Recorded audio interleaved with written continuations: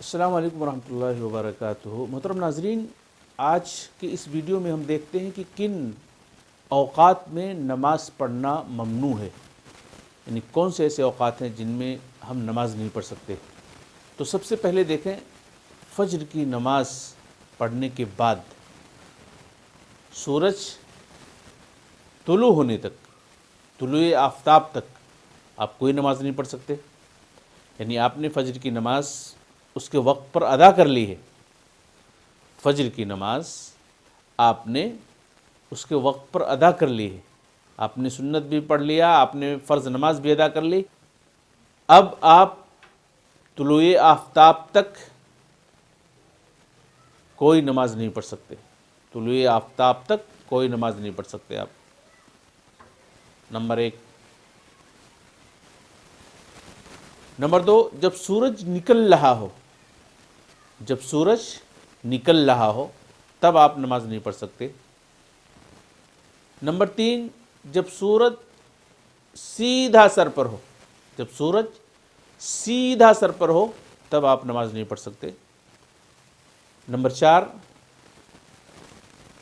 نماز عصر سے لے کر غروب آفتاب تک، یعنی آپ نے عصر کی نماز پڑھ لی، آپ نے عصر کی نماز پڑھ لی، اب اس کے بعد سے لے کر کے غروب آفتاب تک آپ کوئی نماز نہیں پڑھ سکتے، نماز نہیں پڑھ سکتے، لیکن قرآن کی تلاوت کر سکتے ہیں آپ۔ قرآن کی تلاوت میں اگر سجدہ آیا تو آپ سجدہ بھی کر سکتے ہیں۔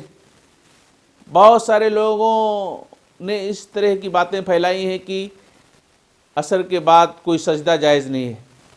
اب قرآن کی تلاوت اگر کوئی آدمی کر رہا ہے تو اس میں سجدہ ہے تو سجدہ نہیں کرے گا؟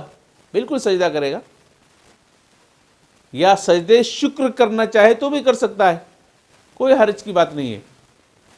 صرف نماز ممنوع ہے، نماز نہیں پڑھ سکتا ہے، باقی سجدہ، قرآن کی تلاوت، دینی پروگرام وغیرہ سب کیا جا سکتا ہے، اس میں کوئی حرج کی بات نہیں ہے۔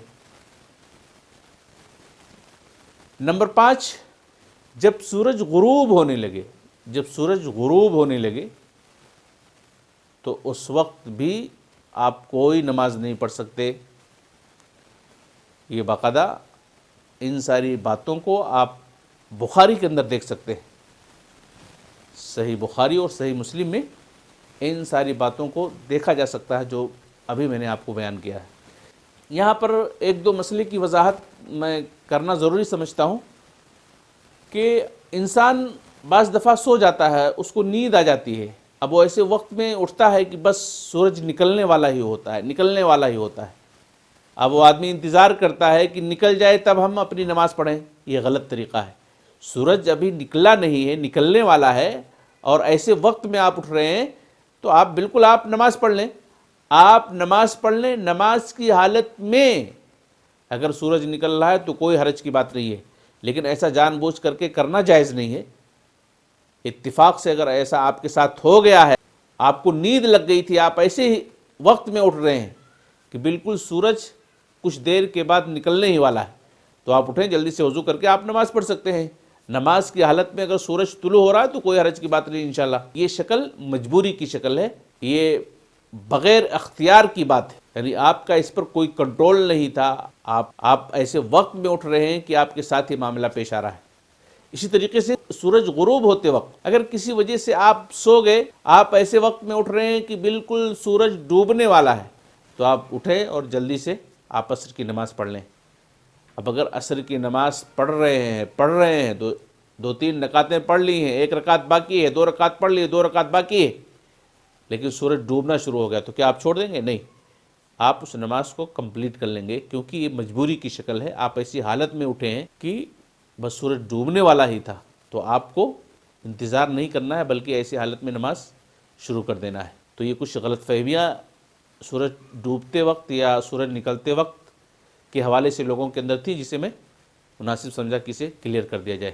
اللہ تعالی ہم کو کتاب و سنت کی روشنی میں اپنی نمازوں کو ادا کرنے کی توفیق دے، آمین یا رب العالمین۔